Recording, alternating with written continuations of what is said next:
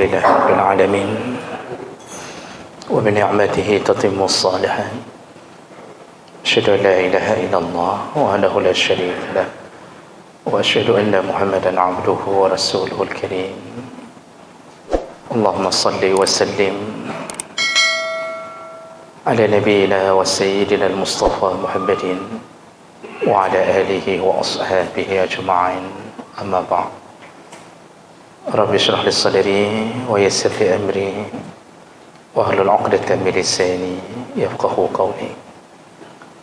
Segala puji bagi Allah, kemudian salawat dan salam kepada Rasulullah, pada keluarga dan seluruh sahabat-sahabatnya yang Allah muliakan insyaAllah, bapa-bapa dan ibu-ibu yang telah datang menyempatkan waktu berhadir karena Allah. Mudah-mudahan kehadiran kita menjadi salah satu pembela kita di hari kiamat nantinya insyaAllah. Bapak Ibu yang Allah muliakan, di pertemuan yang lalu kita sudah mulai masuk ke dalam pembahasan tentang salat Jumat, dan kita sudah memulai mukaddimah tentang pentingnya menghadiri salat Jumat. Dosa besar mereka yang meninggalkan Jumat. Namun ketika seseorang tidak pergi menjalankan Jumat sebanyak 3 kali dalam keadaan meremehkan, tidak mesti harus berturut-turut 3 kali meremehkan Jumat, dihitung dari masa balighnya, maka Allah akan stempel orang tersebut di dalam hatinya, di dalam catatan amalnya, menjadi golongan orang-orang yang ghafilin, yaitu orang-orang yang akan lalai. Artinya dia tidak akan dekat dengan Allah. Nah, itu bahayanya kalau tidak pergi Jumat. Baik, kita sambung. Jadi minggu lalu kita sudah jelaskan panjang lebar kemuliaan orang pergi Jumat. Banyak pahalanya, diampunkan dosanya, dikabulkan doanya bagi mereka yang berdoa di hari Jumat, terutama ketika khatib duduk di antara 2 rukun khutbah. Itu waktu yang paling ijabah untuk berdoa. Ketika khatib duduk di antara 2 rukun al-khutbah, setengah menit itu, tidak sampai setengah menit itu, 15 detik itu, detik-detik yang Allah akan kabulkan doa bagi mereka yang berdoa. Tapi tidak dituntun untuk berdoa berjamaah di situ. Doanya masing-masing. Ada kalanya sebahagian masjid dituntun oleh 1 orang. Sebenarnya disuruh di situ berdoa masing-masing, minta hajat masing-masing. Baik. Judul berikutnya yaitu al-bai' waktu nida li salatil Jum'ah. Apa hukumnya melakukan jual beli ketika azan berkumandang di hari Jumat? Jumhur ulama sepakat mengatakan bahawa haram hukumnya dan berdosa bagi mereka yang melakukan transaksi jual beli ketika azan yang kedua berkumandang. Azan yang kedua berkumandang, iaitu azan al-azan baina yadayil khatib. Ketika khatib sudah naik ke atas mimbar, azan. Azan itulah yang menjadi penentu keharaman melakukan transaksi jual beli.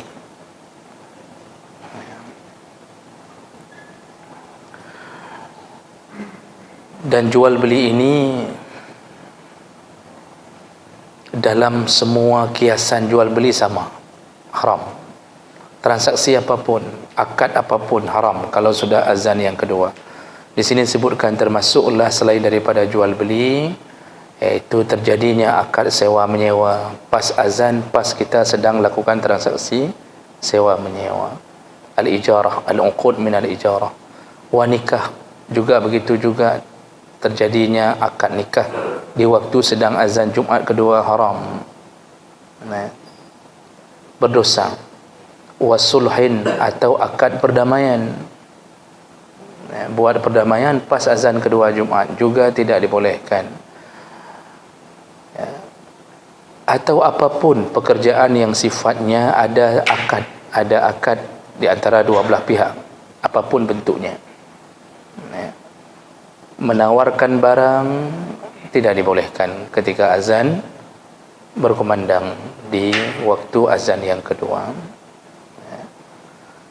Intinya, mimma fihi tashaghala 'anis sa'i ila al-jum'ah, apapun bentuk pekerjaan yang bisa melalaikan orang untuk pergi ke Jumaat, semuanya diharamkan ketika azan kedua berkumandang. Maka para pegawai yang masih di kantor bekerja, itu kan transaksi jual beli jasa.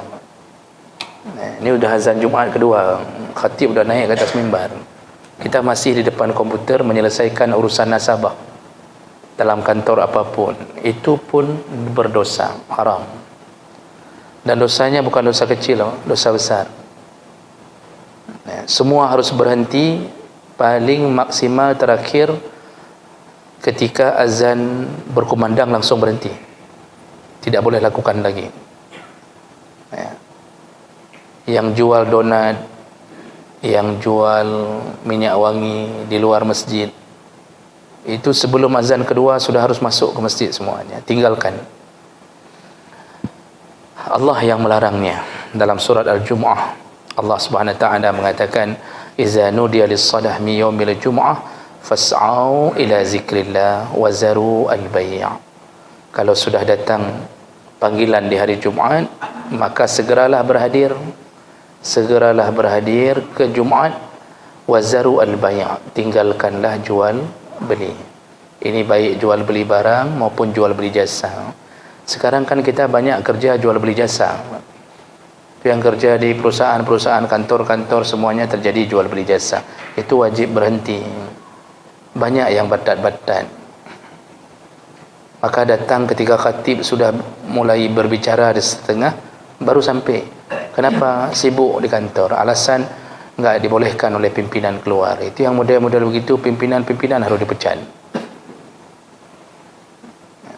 Oh, enggak bisa kita pecat, keluar, resign dari tempat kerja yang tidak membolehkan untuk menjalankan kewajiban Jumaat. Ini perlu dijaga karena Allah mengeluarkan perintah segera pergi ke Jumaat dan tinggalkan jual beli.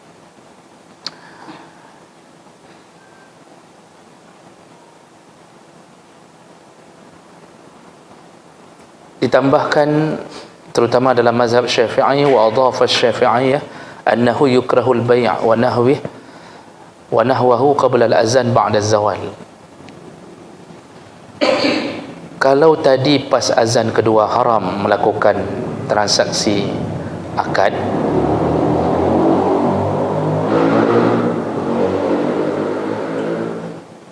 maka sebelum azan kedua makruh. Kalau haram waktu azan, makruh sebelum azan. Ini sudah azan pertama, kita masih jualan di luar masjid, makruh. Amalan yang tidak disukai, itu jualannya tidak berkah, mengganggu dirinya dan orang lain untuk melakukan Jumat.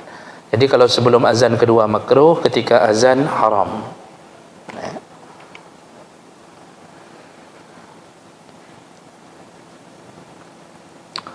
Wa tahrimul bai' wa wujubus sa'i yakhtassu bil mukhatibin bil jum'ah.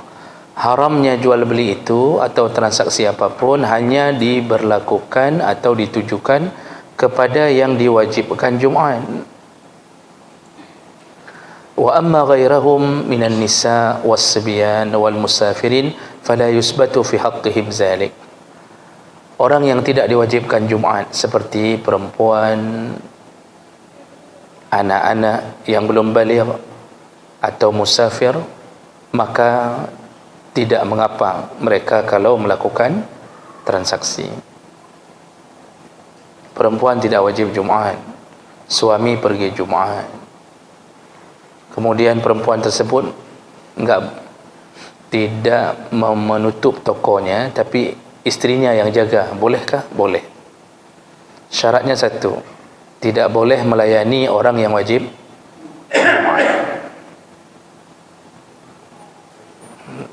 tidak boleh melayani orang yang wajib Jumaat. Siapa mereka? Laki-laki bencong.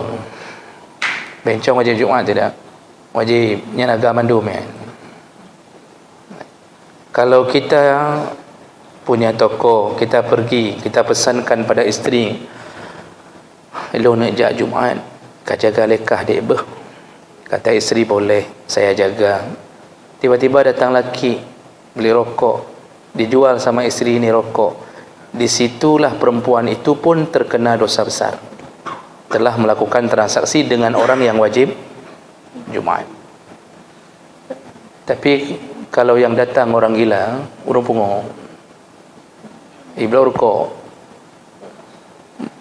berdosakah? Tidak, karena orang gila tidak wajib Jumaat. Walaupun hari ini banyak orang gila yang pergi Jumaat, yang waras tidak pergi Jumaat. Jadi hana datuk oleh jino so pungo, so yang hana pungo, yang hana pungo cukup ramai hana ajak Jumaat li.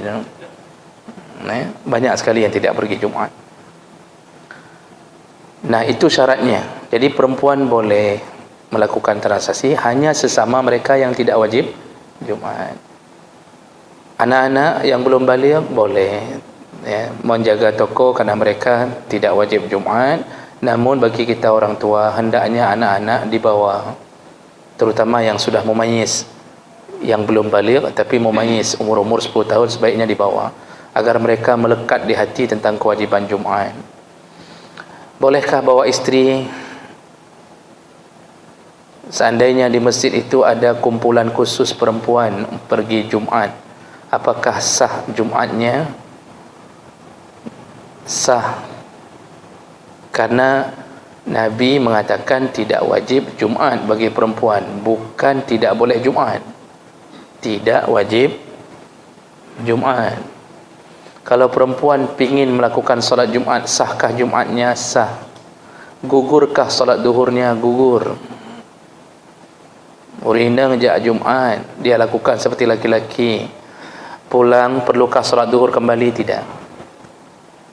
Tidak. Gugur. Namun tidak wajib. Bahasa tidak wajib, kalau ada sesuatu yang menimbulkan fitnah, lebih bagus jangan pergi. Jadi maksudnya, perempuan pergi Jumaat duduk paling belakang, sedangkan hari itu masjid dipenuhi dengan lelaki hampir dari satu kampung situ semuanya. Lalu si perempuan duduk paling belakang, nampak oleh laki-laki itu, semua memandang ke arahnya, sampai khatib pun memandang ke arahnya. Khatib enggak bisa khusyuk lagi gara-gara ada perempuan pergi Jumaat. Di saat itu berarti sudah menimbulkan fitnah, maka lebih bagus tidak usah pergi. Oh, mau pergi juga, ya boleh, tapi tidak disunnahkan perempuan, tidak diwajibkan perempuan untuk pergi. Maka kita jangan heran, nah masjid-masjid mentang naurindang ajak Jumaat. Ada orang yang berfikir haram. Enggak haram, boleh.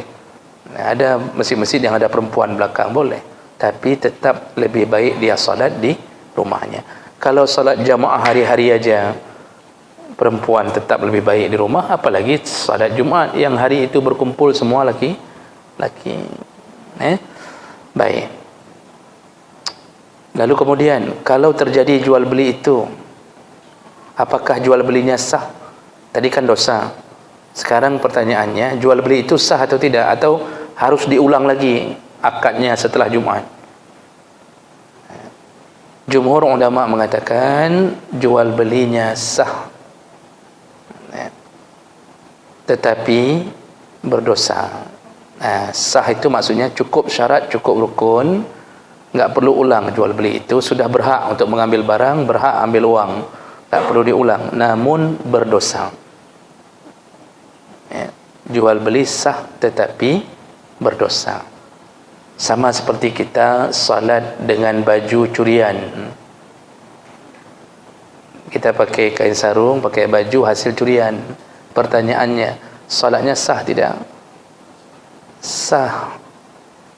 Asal cukup syarat, cukup rukun, sah. Berdosa tidak berdosa. Jadi sah maksudnya enggak perlu diqadha, enggak perlu ulang, tetapi berdosa. Begitu juga hukum jual beli di waktu sedang azan Jumaat. Ini jangan berfikir habis azan boleh jual beli, enggak. Mulai dari azan kedua itu haram hukumnya melakukan transaksi. Ya. Baik. Permasalahan berikutnya, man tajibu alaihi al-jum'ah. Siapa saja yang diwajibkan untuk melaksanakan Jumaat? Jumaat ini diwajibkan ala kulli mukallaf, setiap yang mukallaf.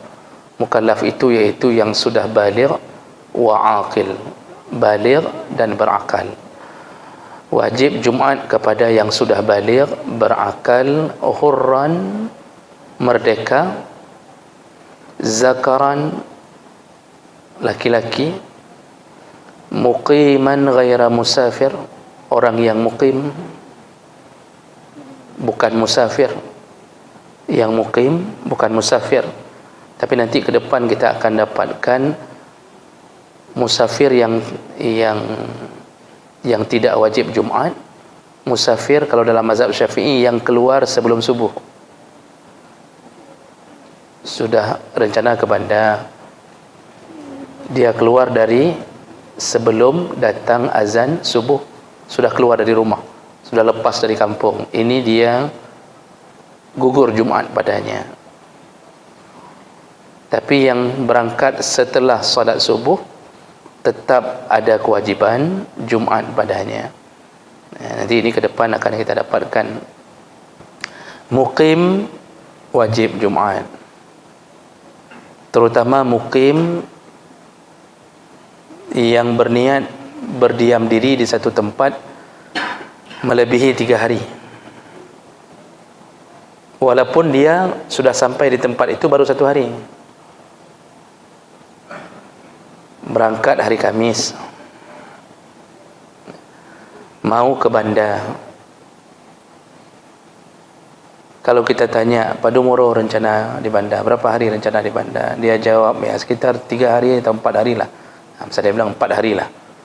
Dia niatnya 4 hari di sana, sudah pasti 4 hari.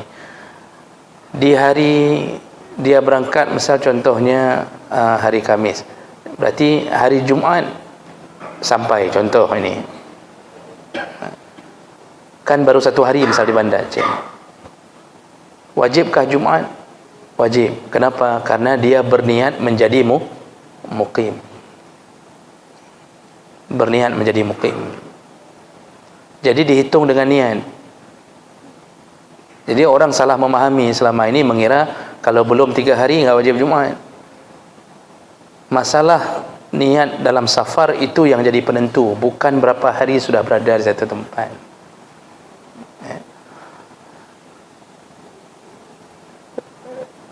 Lalu kemudian wasami'an nida, mendengarkan azan, wajib Jumaat. Asal sampai suara azan padanya, maka wajib Jumaat. Maka oleh kerana itu, satu lagi, bila maradin, tidak sakit, tidak dalam keadaan sakit. Fala tajibu 'ala sabiyin, oleh kerana itu tidak wajib Jumaat pada anak-anak yang belum baligh, wa majnun, dan juga orang gila, tidak berakal, wa 'abdun, hamba, budak, wa imra'atun, perempuan, wa musafir, iaitu musafir, wa marid, orang sakit. Sakit ini pun nanti Pak, sakit yang memang enggak bisa pergi, sakit yang tidak bisa pergi, ya, sakit yang kira-kira berat untuk pergi, atau bertambah sakit kalau pergi, demam, kepala, mumang. Tapi kalau model-model sakit panu, kadas, kurap, cuma sakit-sakit umbut lagi nyan wajib Jumaat. Ini wajib, yang tidak wajib itu yang sakit berat. Wa khaifun, atau ada orang yang merasa takut, terancam nyawanya kalau pergi Jumaat. Bisa jadi dia ada ancaman, dia khawatir kalau dia keluar dari rumah mau pergi Jumaat akan dibantai. atau dibinasakan, maka boleh tidak pergi Jumaat. Wa a'ma, dan orang buta kalau tidak ada yang menuntunnya. Tapi kalau ada yang menuntunnya, wajib Jumaat. Orang buta tinggal sendiri, tidak tahu ke masjid mana, enggak ada yang menuntunnya, ini tidak wajib Jumaat. Tapi kalau ada yang menuntunnya, in wajada man yaquduhu, kalau ada yang menuntun adiknya, anaknya, atau siapapun, maka tetap wajib Jumaat. Wa man lam yasma'in nida, dan juga tidak wajib Jumaat orang-orang yang tidak mendengarkan azan Jumaat. Nah, ini ada tafsil, ada detil pembahasan masalah mendengarkan azan Jumaat. Tapi itu dulu orang-orang yang wajib Jumaat. Makanya yang tidak pergi Jumaat itu berarti dia kalau bukan orang gila, anak-anak, berarti perempuan atau sakit. Tapi kalau enggak ada syarat-syarat itu tetap tidak pergi Jumaat, maka tercatat sebagai pelaku dosa besar. Baik, sedikit lagi sebelum kita bertanya jawab. Sebagai tambahan, waqala Syafi'iyah, dalam pandangan mazhab Syafi'i, tadi jumhur ulama sepakat mengatakan masalah itu. Ditambahkan dalam mazhab Syafi'i, wa tajibul jum'ah 'alal muqim fi baladin, wajib Jumaat kepada orang yang mukim di satu negara atau di satu kampung, misra atau qaryah, baik di kota maupun di kampung, wajib.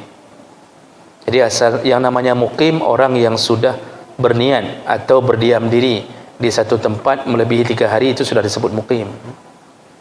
Saya kemarin juga bilang, ya, mukim wajib Jumaat, tapi yang penentu sahnya Jumaat adalah mustautin, bukan mukim.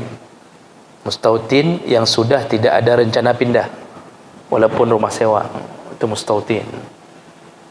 Jadi bukan bahasa asolo, ya, karena orang mengira mustautin itu harus asolo. Kalau kita mau pikir asolo, paling berapa orang asolo? Siapa yang dulu pertama kali tinggal di Udun Bayi sebelum dijadikan kota, itu kan Udun, itu kan berapa orang Solo penduduknya? Paling 20 orang. Mustautin yang tinggal di satu tempat, tidak ada rencana pindah walaupun ada bencana. Walaupun ada bencana, enggak ada rencana pindah. KTP udah pindah sini. Walaupun dari PD, dari itu mustautin. Mukim yang sudah berpindah dan merencanakan tinggal di tempat itu melebihi 3 hari. Mukim wajib Jumaat, tetapi yang menjadikan syarat harus ada 40 orang dalam mazhab Syafi'i dan Hambali itu kehadiran mustautin. Nah, kehadiran mustautin.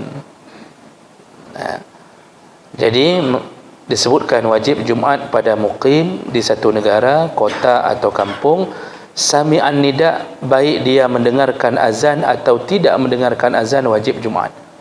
Kalau yang rencana sudah mukim, enggak sampai suara azan ke rumah dia. Misal tinggal, Pak, ni ada orang tinggal di sini, kagak sewa rumah ini, kagak buka KTP ini, dah buat KTP di sini. Tinggalnya di ujung Lancang Garam, misal, enggak sampai suara azan. Itu enggak bisa dia beralasan enggak sampai suara azan, enggak bisa. Kalau dia sudah merencanakan mukim di satu tempat, dengar azan, tidak dengar azan, kalau dia tahu hari itu hari Jumaat, tetap wajib Jumaat. Ya. Yang tinggal di kota, tinggal di kampung, ya, semuanya wajib Jumaat kalau sudah berniat mukim. Rasulullah sallallahu alaihi wasallam berkata, al-jum'atu ala man sami'an nida. Jumaat itu wajib bagi yang mendengarkan azan. Maka kalau begitu, fala jum'ata ala al-hussadin illa iza sami'un nida. Maka tidak wajib Jumaat orang yang tidak bermukim. Tidak bermukim maksudnya Khussadin itu kalau arti dasarnya yang bertani, berkebun,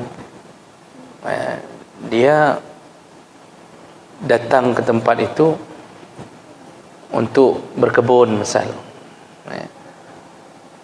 Hari Jumaat enggak sampai suara azan ke tempatnya, dan dia bukan penduduk situ misal, tapi di situ tempat dia sekadang berada di situ. Misal kayak kita misal pergi ke Takengon, nah kebun kopi tu Pak. Kita berada di sana tu, di kebun kopi tu. Hari itu hari Jumaat, tiba-tiba suara azan Jumaat enggak sampai, suara azan tu enggak terdengar suara azan tu. Maka di saat itu dalam mazhab Syafi'i disebutkan tidak wajib Jumaat bagi mereka illa iza sami'un nida, kecuali mereka mendengarkan azan. Itu beda. Jadi kalau yang mukim sudah menetap, itu walaupun di kebun tahu hari itu hari Jumaat, tetap wajib Nah, Khussadin dalam mazhab yang lain juga bermakna yang buat kemah-kemah di tengah padang pasir. Buat kemah di tengah padang. Orang Arab tu kan pindah-pindah, dia buat kemah tengah padang pasir, tidak sampai suara azan ke dia, maka tidak wajib Jumaat. Dan yang dimaksud dengan mendengarkan azan iaitu ayyaqifal muazzin fi tarafil balad, muazzin berdiri di tengah-tengah kota, wal aswat hadiah, suaranya tidak terlalu keras, tidak terlalu kecil, warrih sakinah, dan angin tenang, anginnya tenang, wa huwa mustami', dan orang yang mendengarkan itu bukan tuli, bisa dengar. Kalau dia mendengarkan azan wajib, kalau dia tidak mendengarkan azan tidak wajib. Jadi maksudnya ukuran azan yang diwajibkan untuk pergi Jumaat, muazzinnya azan di tengah kampung, di tengah kota, suasana hening artinya tidak bising, terdengar suara azan, wajib Jumaat. Kalau dalam keadaan suasana hening terdengar azan, wajib Jumaat. Maka kalau dihiasi dengan kebisingan, ini biasanya terdengar azan karena kampung sedang sepi, terdengar azan. Tiba-tiba hari itu ribut, Honda, suara ini, suara itu. Yang uro-uro didengar azan itu, dia dengar suara azan. Tapi hari itu dia tidak dengar karena ribut, suara bising sekali, misal mesin macam-macam, tetap dia wajib Jumaat. Ukurannya bukan waktu terdengar bising, ukurannya ketika sedang hening. Nah, itu ukurannya. Karena ada orang beralasan begini, hanya ajak Jumaat kau, hana dengar azan leriuh tak guna. Itu enggak bisa jadi ukuran, Pak. Ukurannya waktu hening, terdengar enggak waktu hening. Seperti malam, seakan-akan azan jam 2 malam, hanasu, angin, bukan angin topan, sampai ke dia selalu suara azan. Maka di waktu bising pun dia wajib untuk menghadiri Jumaat. Nah, sedikit lagi, watajibul jum'ah ala musafir nawal iqamah 4 ayyam. Wajib Jumaat kepada musafir yang berniat bermukim satu tempat melebihi 4 hari ke atas. Artinya melebihi 3 hari. Dari 4 hari itu sudah wajib Jumaat. Walaupun dia sampai di tempat itu baru hari pertama, sudah wajib Jumaat. Au safara yaumal jum'ah ba'da fajri yaumiha. Juga wajib Jumaat bagi musafir yang berangkat setelah fajar. Berangkat ke Medan setelah azan subuh. Sudah masuk waktu subuh baru berangkat. Sudah masuk waktu subuh baru berangkat. Tadi waktu azan subuh dia masih di rumah, wajib Jumaat. Jadi nanti bagaimana caranya? Berhenti di tengah jalan, wajib Jumaat. Kalau berangkat setelah azan subuh. Fa in safara qabla al-fajri fala jum'ata alaih. Tapi kalau dia melakukan melakukan safar sebelum azan subuh itu azan kedua. Kalau yang melakukan 2 kali azan, jadi kan sebenarnya sunnahnya Subuh tu 2 kali azan sunnahnya. Karena Nabi dulu juga punya 2 muazzin khusus untuk subuh. Azan kedua baru yang subuh sebenarnya. Azan pertama itu fajar kazib. Azan di fajar kazib, belum masuk waktu subuh, kira-kira setengah jam. Orang ini berangkat sebelum azan kedua, sudah berangkat keluar dari rumah, maka fala jum'ata alaih, tidak wajib Jumat. Orang yang keluar dari rumahnya sebelum azan subuh tidak wajib Jumat, karena dihitung dia sudah keluar duluan, baru masuk hari itu. Masuk hari bukan hitungan jam, baru masuk hari yang disebut Jumat. Bukan masuk hari Jumat. Hari Jumat masukkan Khamis Maghrib. Ini yang waktu pelaksanaan wajib Jumat tu dihitung mulai setelah azan subuh.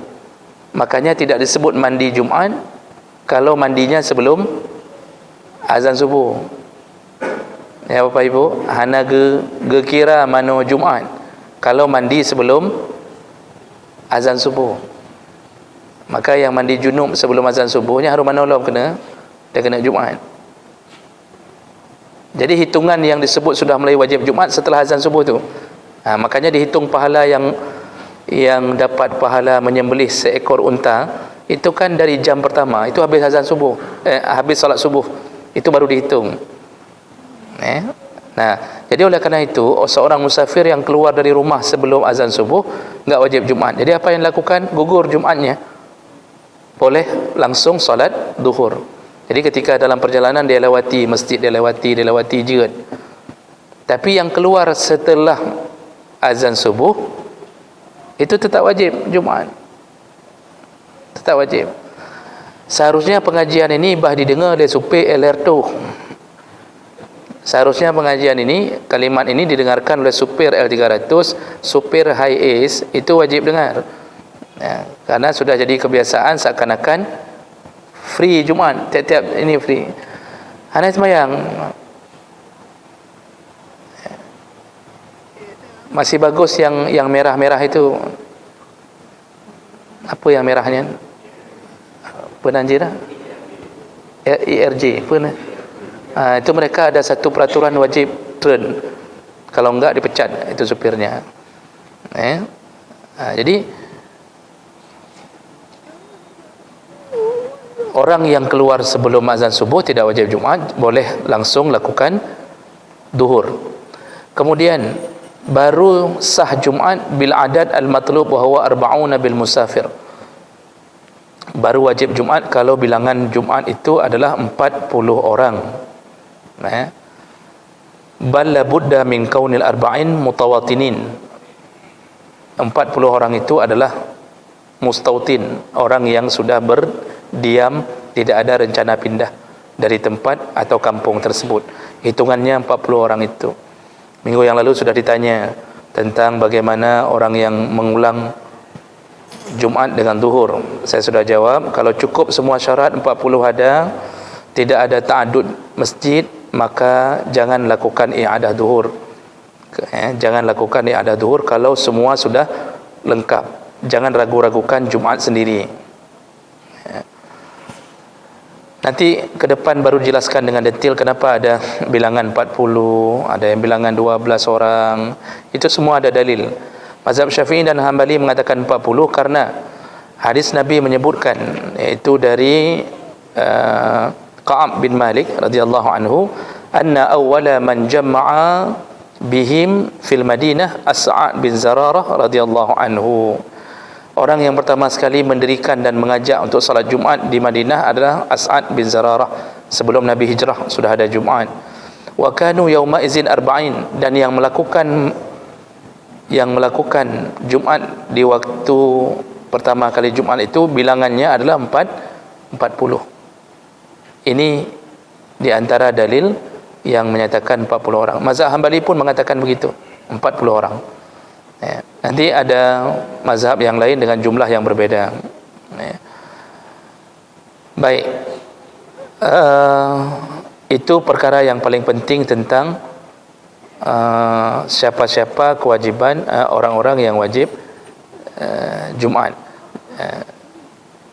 Baik, saya berhenti dulu karena waktu singkat, cuma tinggal 7 menit lagi Pak. Ada yang ingin ditanyakan? Apa? Oh, silakan Pak Ramli Hana Poposit. Hana Mecih Hana, Pak Ramli silakan. Silakan Bapak. Waalaikumsalam warahmatullahi.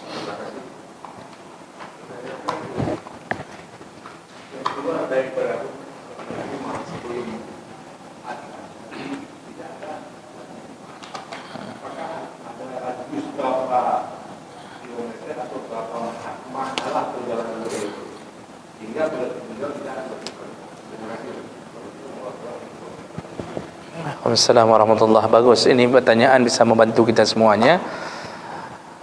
Tadi disebutkan bahawa yang keluar sebelum salat sebelum azan subuh maka gugur Jumaat padanya. Nah, bahasanya tadi musafir. Yang disebut musafir iaitu orang-orang yang melakukan perjalanan melebihi 16 farsakh, 4 burud 16 farsakh, iaitu sekitar 90 kilometer. Dan itu diambil keputusan gugur Jumaat itu bukan dengan sudah berapa kilo sampai, tapi dengan niat. Oh, nak aja. Jadi ada orang salah faham mengira begini, kalau belum lewat 90 kilometer berarti enggak berlaku, dia tetap wajib Jumaat. Bukan begitu, Pak. Dilihat niat. Mau ke mana? Ke Sigli. Sigli dari sini berapa? Kasertuh lebih, Pak. Kasertuh lebih, sudah 100 km lebih. Baru berniat ke Sigli, lalu kita keluar sebelum azan subuh, maka di selama perjalanan itu kalau bertemu dengan masjid melakukan Jumaat, kita tidak wajib untuk turun dan melakukannya. Tapi kalau mau melakukannya dibolehkan, bukan haram. Cuma disebut tadi tidak wajib lagi, gugur. Ya, bukan bermakna enggak wajib, enggak boleh. Kita turun lalu mau melakukan Jumaat, dibolehkan. Jadi safarnya adalah safar yang melebihi 16 farsakh. Tapi kalau kita keluar dari sebelum subuh menuju ke Pasar Impres, ya wajib Jumaat. Ya. Itu banyak yang keluar sebelum subuh, Pak, ke Pasar Impres. Sebenarnya subuh pihan, ya. Lalu nanti mereka mengatakan kamu ada wajib Jumaat. Karena sudah dari sebelum subuh dah kami keluar. Enggak, itu enggak disebut musafir. Walaupun dia enggak pulang-pulang itu, enggak pulang-pulang, wait itu tetap wajib Jumaat. Jadi safar jauh, safar 16 farsakh tadi. Begitu. Dan satu lagi catatannya, bukan tujuan bermaksiat. Kalau sudah tujuan bermaksiat, tidak berlaku keringanan Allah bagi yang bermaksiat. Ar-rukhasu la tunatu bil ma'asi. Keringanan Allah tidak berlaku pada ahli maksiat. Tidak berlaku pada ahli maksiat. Jadi misal dia keluar ke Sigli ngapain? Ternyata ada pertemuan antara pengedar sabu-sabu, atau ingin menemui selingkuhan, maka tetap wajib Jumaat. Tidak berlaku keringanan itu pada yang ahli maksiat. Begitu Bapak, ya, ada ininya. Pak Ramli silakan. Assalamualaikum warahmatullahi wabarakatuh. Waalaikumsalam warahmatullahi. Ustaz dan yang menurut dikatakan masalah kenapa mestinya benar-benar betul. Apakah yang betul-betulnya memang orang yang ahli Jumatnya yang mengerti tentang ilmu rukun Jumat? Nanti berkata-kata belum betul-betulnya artinya kan anak mengerti tentang betulnya ke selawat, betulnya ke